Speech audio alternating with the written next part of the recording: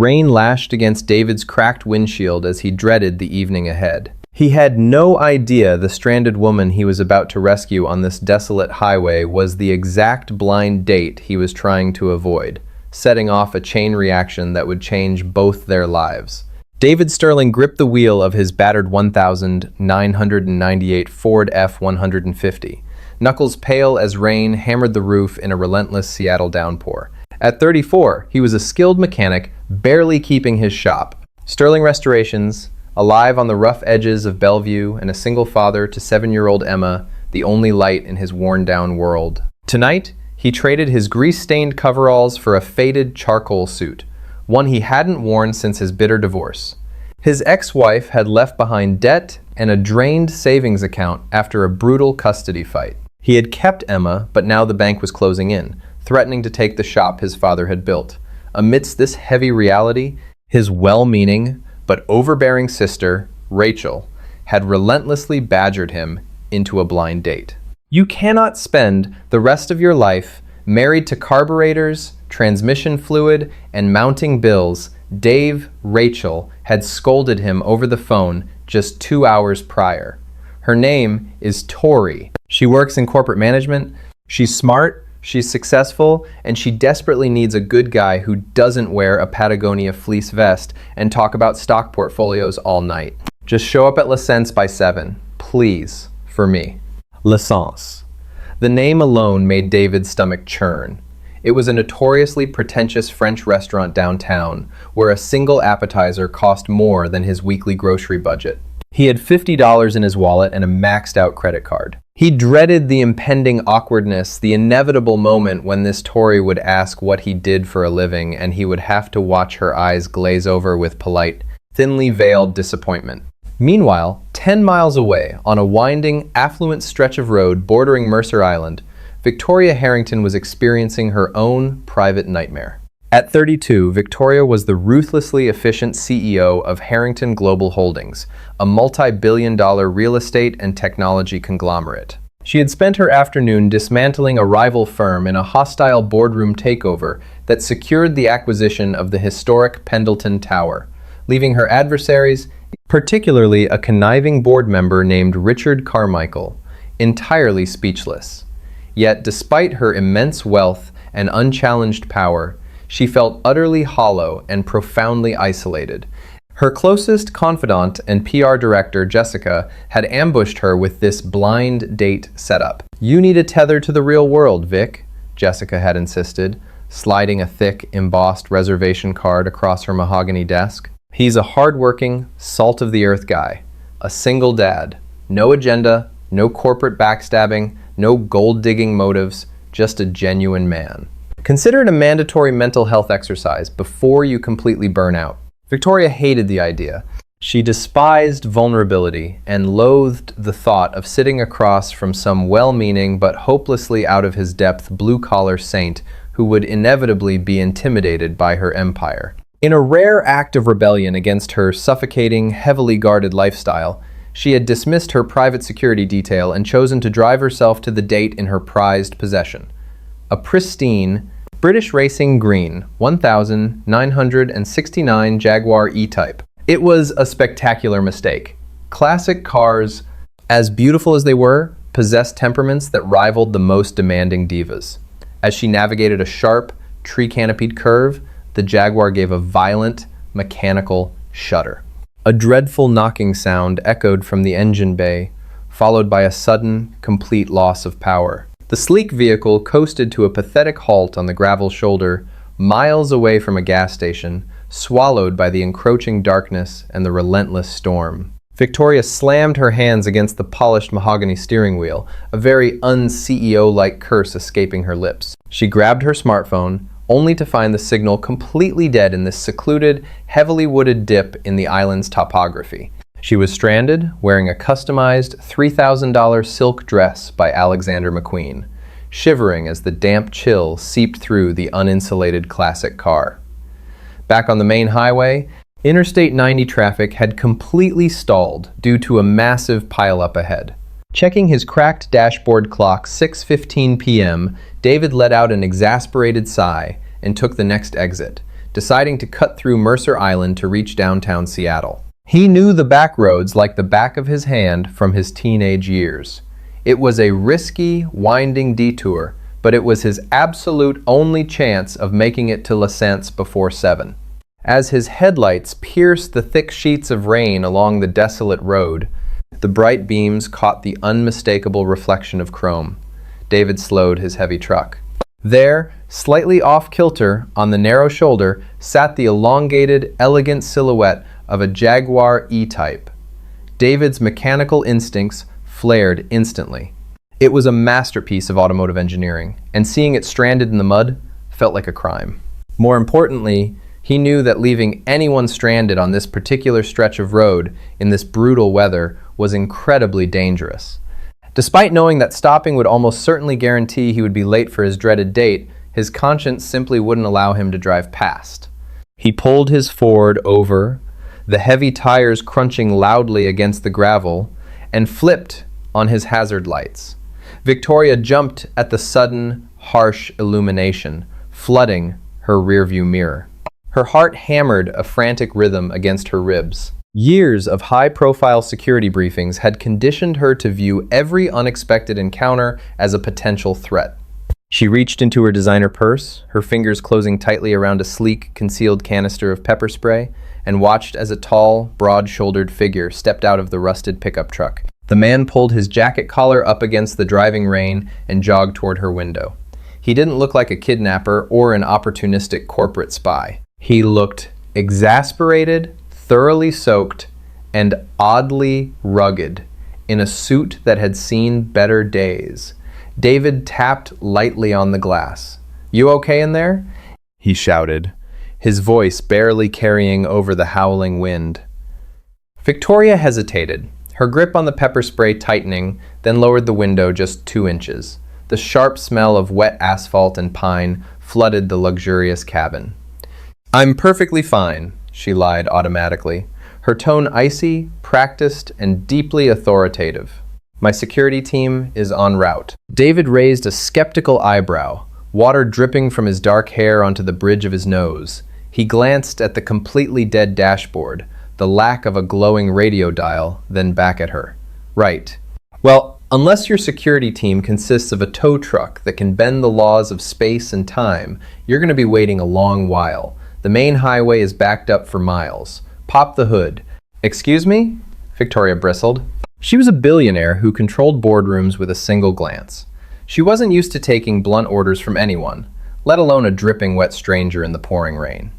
"The hood," David repeated, his voice patient but carrying a firm authority of its own. "It's a '69 E-Type. Beautiful car, an absolute classic, but they are notorious for electrical gremlins in the wet. Let me take a quick look. Unless you prefer freezing to death in an Alexander McQueen dress." Victoria blinked, genuinely startled. Not only had he correctly identified the specific year and model of her vintage car in the dark, but he had recognized the designer of her dress just from the neckline. Intrigued and undeniably freezing, her curiosity overrode her caution. She reached down and pulled the heavy latch. David walked to the front of the car, lifted the long, heavy clamshell hood, and pulled a small, heavy-duty, waterproof flashlight from his coat pocket. Victoria watched him through the rain-streaked windshield. He moved with a practiced, confident efficiency, his hands navigating the complex engine bay without hesitation. After a moment, she couldn't stand sitting uselessly inside while someone else did the work. She grabbed the large, golf-sized umbrella from the passenger seat, pushed open her heavy door, and stepped out into the biting storm. She walked over and silently positioned the umbrella over him, shielding him and the exposed engine bay from the worst of the deluge. David glanced up, wiping rain from his eyes, surprised by the gesture. "Thanks. You really didn't have to come out here. It's freezing. I don't like being a passive bystander to my own problems," Victoria said crisply, holding the umbrella steady. "What's the verdict?" "Distributor cap," David said immediately, pointing his flashlight to a small, cylindrical component near the engine block. Moisture got inside the casing. It's incredibly common with these old British engines. It's shorting out the spark, which is why you lost power. He pulled a clean, dry rag from his back pocket and began carefully disassembling and drying the delicate internal components. "Can you actually fix it here?" she asked, skepticism coloring her tone. "Temporarily. Enough to get you back to civilization, at least." He wiped his hands on the rag, a self-deprecating smile touching his lips. "It's your lucky day, honestly. You managed to break down in front of a mechanic who actually respects and understands vintage machinery." "Lucky is not the word I would use to describe tonight," Victoria muttered, her teeth chattering slightly as a gust of wind hit them. "I'm supposed to be at a dinner I absolutely dread, and now I'm going to walk in looking like a drowned rat." David chuckled, a deep, rich sound that surprised Victoria and momentarily warmed the freezing air. "Join the club. I'm currently on my way to the most agonizing blind date of my life." Victoria looked at him, truly seeing him for the first time. Beneath the rain-plastered hair and the slightly ill-fitting suit, he possessed a rugged, undeniably handsome face. His jawline was sharp, but his eyes were incredibly kind and grounded. "A blind date? Let me guess. She's awful." "I haven't met her yet, but my sister set it up. Apparently, she's some high-strung, high-level corporate manager," David said, carefully reattaching the dried distributor cap and tightening the screws. "Probably spends her weekends analyzing spreadsheets, firing people, and judging everyone's footwear. I'm a mechanic with a young kid and a struggling business. We have absolutely zero in common. I'm just bracing myself for 2 hours of polite condescension." Victoria felt a bizarre, sharp twinge of defensive guilt, even though he had no idea he was talking about her world. "Maybe you're being far too judgmental," she countered, her tone defensive. "Maybe this corporate manager is just exhausted. Maybe she's surrounded by sycophants all day and just wants a conversation with someone real." David paused his work, looking up at her thoughtfully, the flashlight illuminating the space between them. "Maybe. But why would someone like that want to have dinner with a guy whose truck is held together by duct tape and prayers?" "Because," Victoria said softly, her icy exterior cracking just a fraction as she met his gaze, "sometimes the people with the duct tape are the only ones who actually know how to fix things when they fall apart." David held her gaze for a long, heavy moment. An undeniable electric tension passed between them, cutting cleanly through the freezing rain and the noise of the storm. He cleared his throat, suddenly hyper-aware of how close they were standing, and looked back at the engine.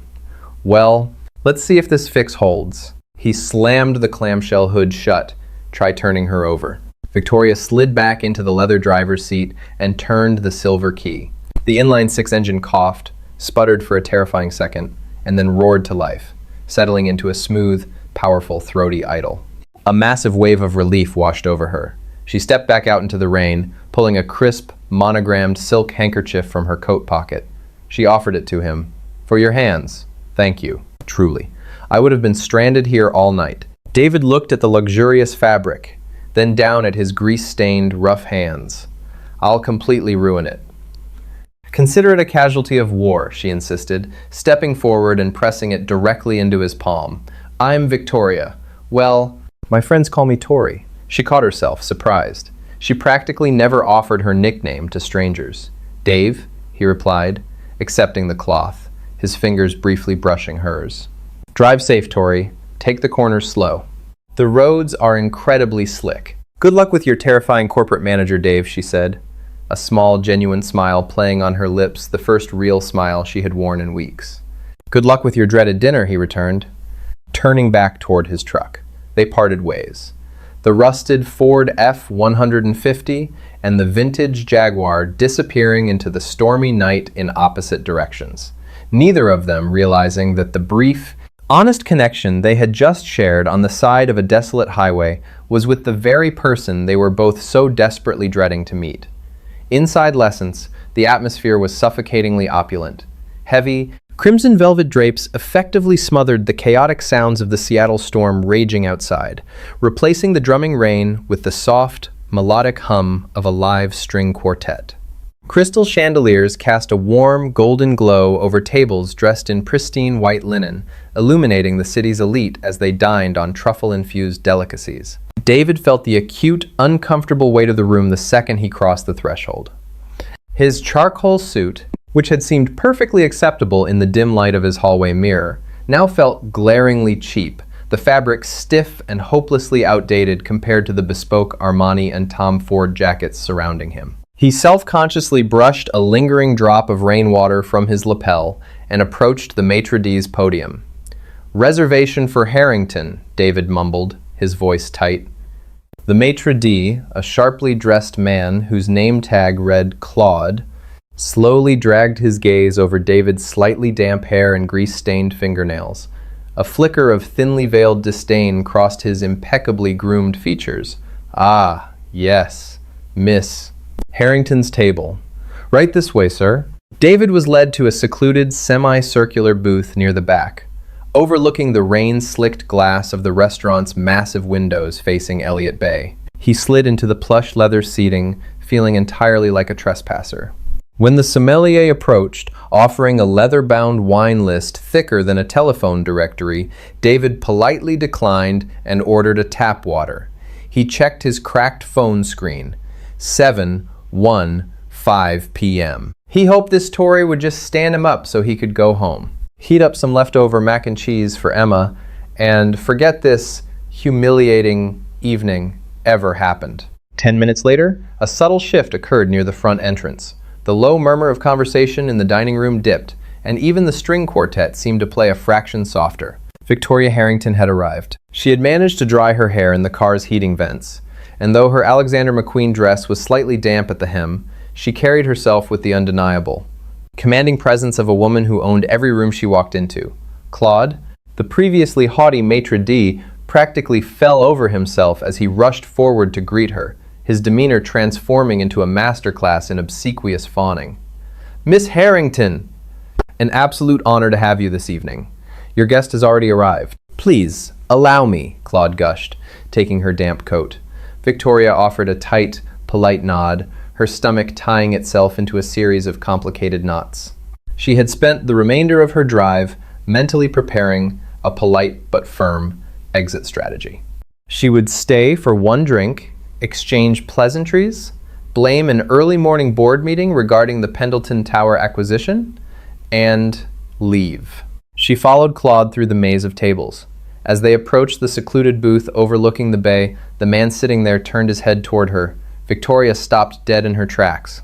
Her perfectly manicured hand reached out and, instinctively gripping the back of an empty chair for balance, David's jaw slackened.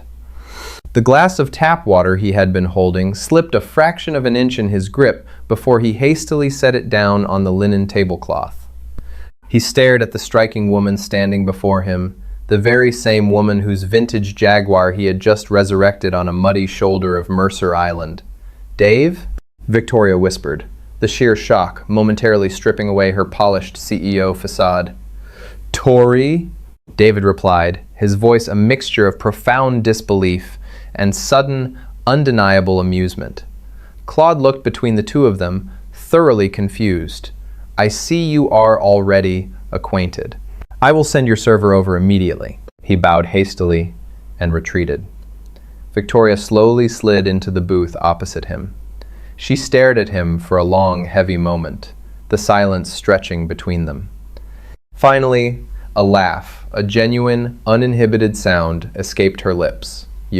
You are the hard-working, salt-of-the-earth single dad my PR director tried to sell me on." A wide grin broke across David's face, reaching his eyes. The suffocating anxiety he had felt just moments before instantly vanished. "And you are the terrifying, high-strung corporate manager my sister warned me about. Though, to be fair, she didn't mention you drove a '69 E-Type. Or that I'd be completely helpless on the side of Interstate 90, Victoria added, shaking her head in disbelief. "I cannot believe this." "Of all the people to pull over—" "I told you," David said, leaning back in his chair, suddenly feeling much more comfortable in his faded suit. "It was your lucky day." The shared absurdity of the situation shattered the remaining ice between them. The initial dread that had clouded both their evenings evaporated, replaced by a crackling electric curiosity. "So," David said, folding his hands on the table, "Tory, What exactly does a corporate manager do that affords a $3,000 Alexander McQueen dress and a classic Jaguar? Victoria hesitated. She usually hid her true status on the rare dates she endured, terrified of the inevitable shift in a man's demeanor when he realized her net worth. But looking at David, a man who had stood in the freezing rain to fix her engine without asking for a dime, a man who clearly didn't care about the pretentious atmosphere of l'essence, she felt an unfamiliar urge to just be honest. "I'm not exactly a manager, Dave," she said softly. "My full name is Victoria Harrington. I'm the CEO of Harrington Global Holdings." David blinked. He wasn't a corporate insider, but you couldn't live in Seattle without knowing the Harrington name. They owned half the skyline. They were the invisible hand behind massive tech integrations and real estate developments across the Pacific Northwest. He let out a low whistle. "Billionaire CEO. Oh, okay. I guess that explains the maitre d' treating you like visiting royalty." "Does it bother you?" Victoria asked, her voice uncharacteristically vulnerable, bracing herself for the familiar look of intimidation or opportunistic greed she had seen in so many men's eyes. David looked at her thoughtfully. "Honestly, it makes me retroactively terrified I didn't tighten the distributor cap screws enough. If that Jaguar breaks down again, I'm pretty sure your lawyers will take my shop." Victoria let out a startled, genuine laugh. "I promise, my legal team has strict orders not to sue my mechanics." Their server arrived, delivering 2 menus that looked more like ancient, leather-bound grimoires.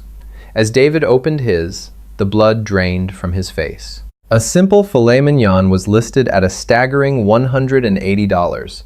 A side of asparagus was $40. He swallowed hard, the harsh reality of their differing worlds suddenly slamming back into him. He had $50 in his wallet.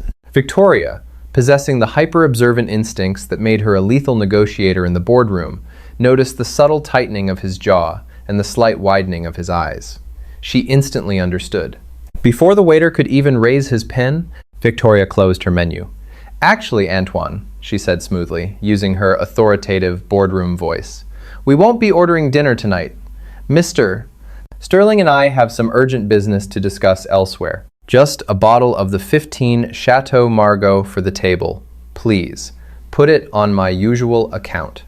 David looked at her, stunned. "Tori, you don't have to."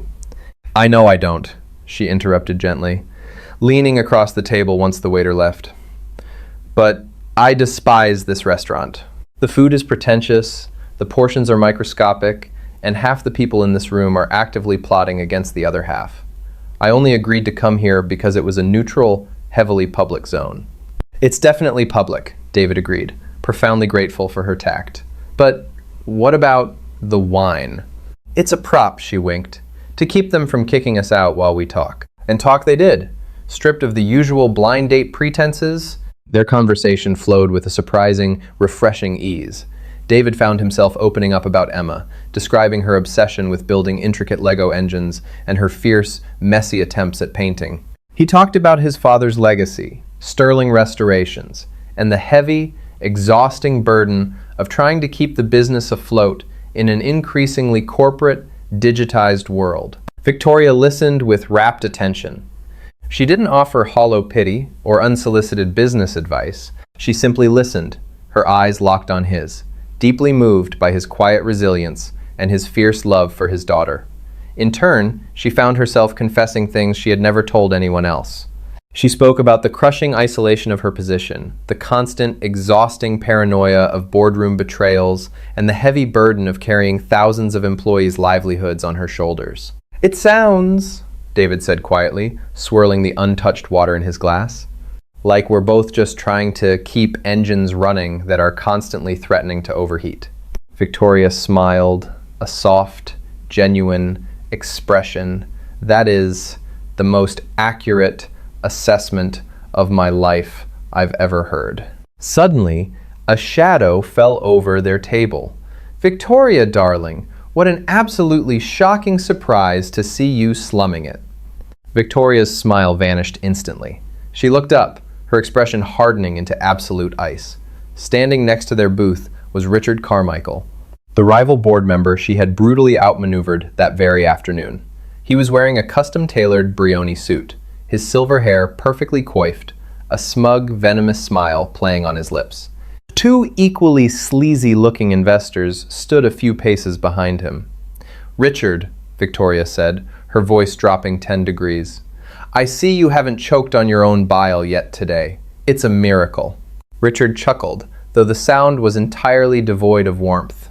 He turned his attention to David, his eyes raking over the faded charcoal suit with obvious theatrical disdain. "And who is this? Surely not a new acquisition, Victoria. He looks a bit depreciated." "Don't tell me Harrington Global has started a charity division for the city's blue-collar unfortunates." Victoria's hands curled into tight fists under the table. The sudden, fierce urge to throw her glass of water in Richard's face was nearly overwhelming. "Richard, you will leave this table immediately before I make sure." "It's all right, Tori," David interrupted smoothly. He didn't shrink under Richard's insulting gaze.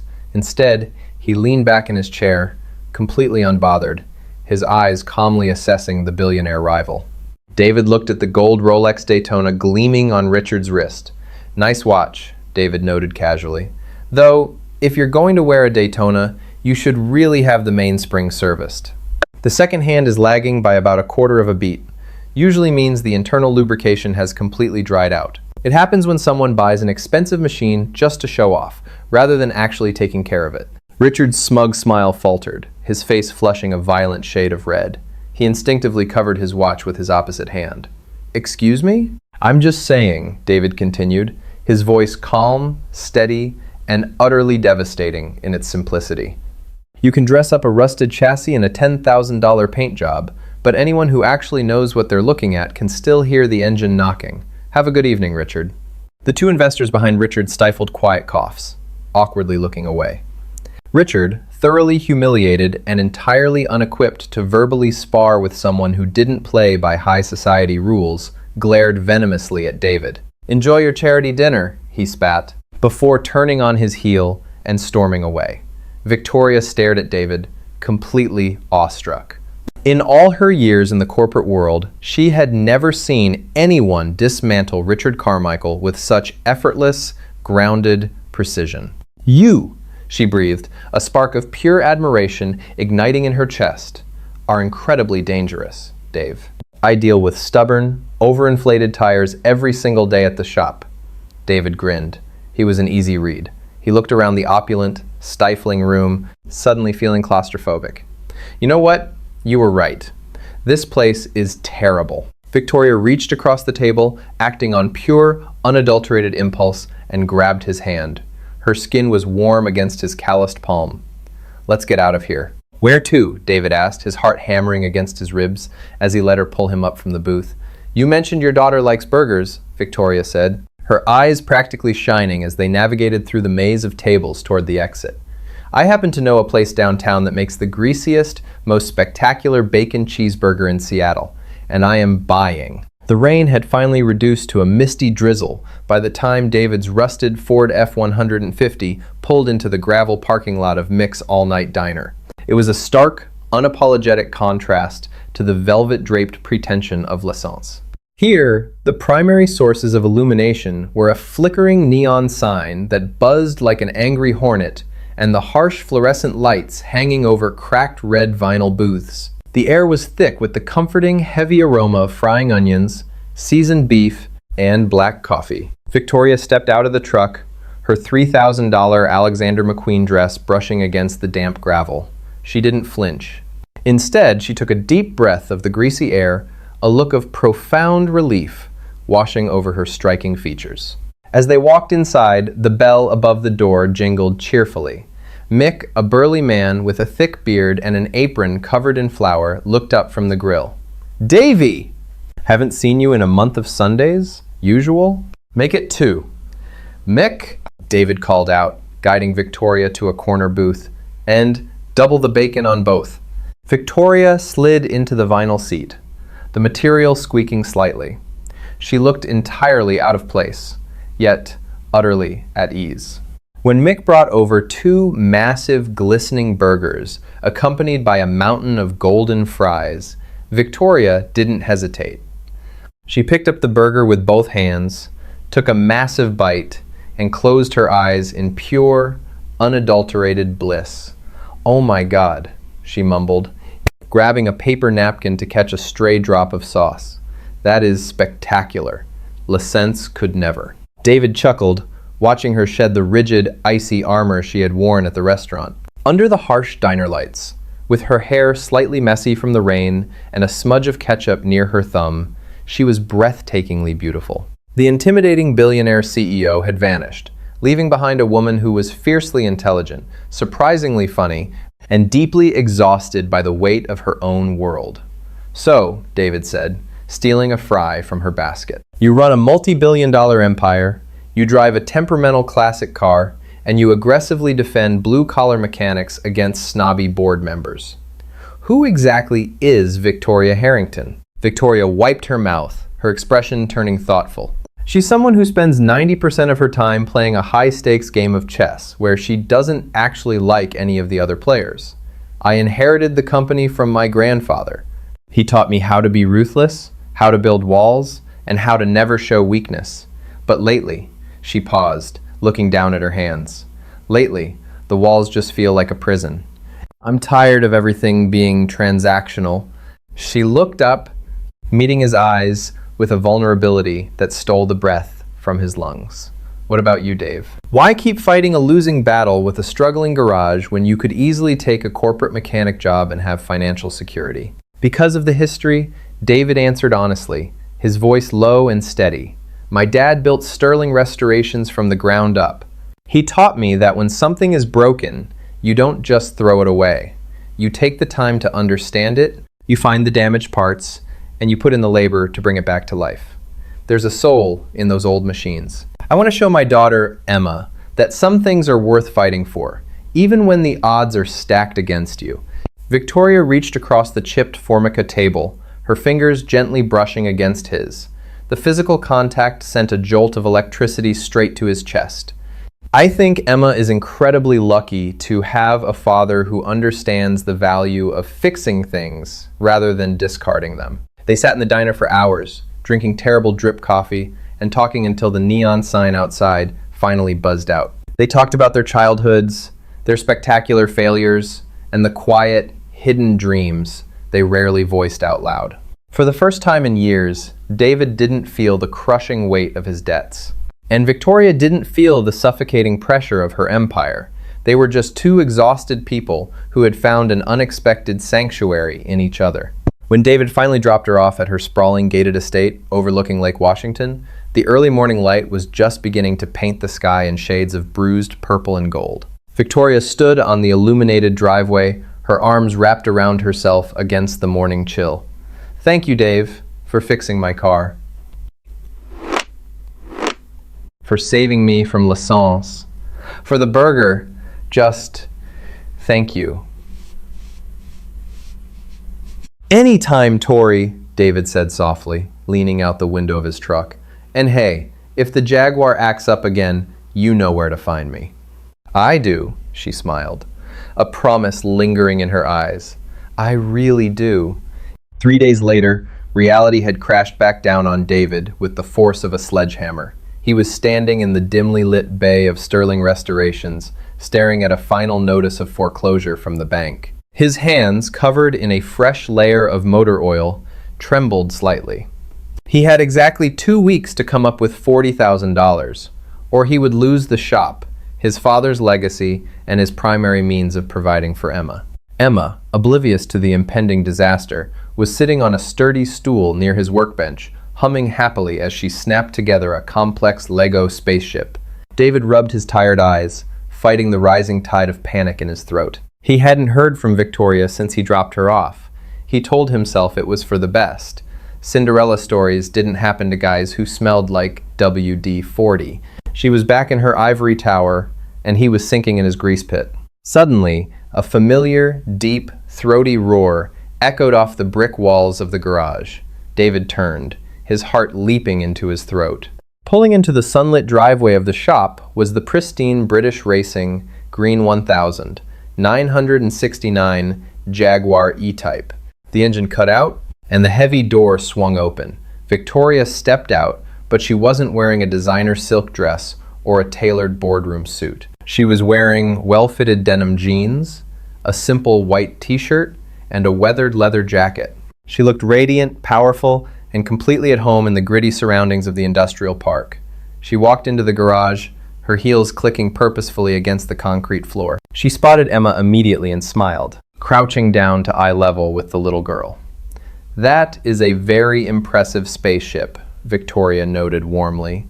"Are those the new hyperdrive thrusters?" Emma beamed, holding up the colorful plastic construction. "Yeah, my dad says if you don't build the engine right, the whole ship falls apart." "Your dad is a very smart man," Victoria said, standing up and turning her gaze to David. Her eyes held a mixture of fierce determination and gentle affection. David wiped his hands on a rag. Stepping forward, his mind reeling. "Tori, what are you doing here?" Victoria reached into her leather tote bag and pulled out a thick, legal-sized manila folder, dropping it onto his cluttered workbench, right next to the bank's foreclosure notice. "I have a massive problem, Dave," Victoria stated, her tone shifting into a professional but distinctly playful cadence. "Harrington Global has an executive fleet of over 50 vehicles, not to mention my personal collection of 12 vintage European sports cars. For the last 2 years, our corporate maintenance contract has been handled by a massive dealership that overcharges, underdelivers, and doesn't know the difference between a distributor cap and a coffee cup." David stared at the folder, his breath hitching. "What is this?" "That," Victoria said, tapping the folder, "is a 3-year exclusive fleet maintenance and restoration contract. It comes with a substantial upfront retainer, more than enough to clear any, say, banking misunderstandings this shop might currently be facing." David was entirely speechless. He looked from the contract to Victoria, a wave of pride and hesitation warring in his chest. "Tori, I can't take a handout. I won't." "It is categorically not a handout," Victoria countered firmly, stepping closer to him, invading his personal space in the best possible way. "I am a businesswoman, David. I do not make bad investments. I saw firsthand how you handled my Jaguar in the middle of a torrential downpour. I watched you diagnose a mechanical failure by sound alone. You are a master of your craft. I need the best, and you are the best. This is a mutually beneficial corporate acquisition of your services." She paused, her professional mask melting away, leaving only the woman from the diner. She reached out, her clean hands gently gripping his oil-stained fingers.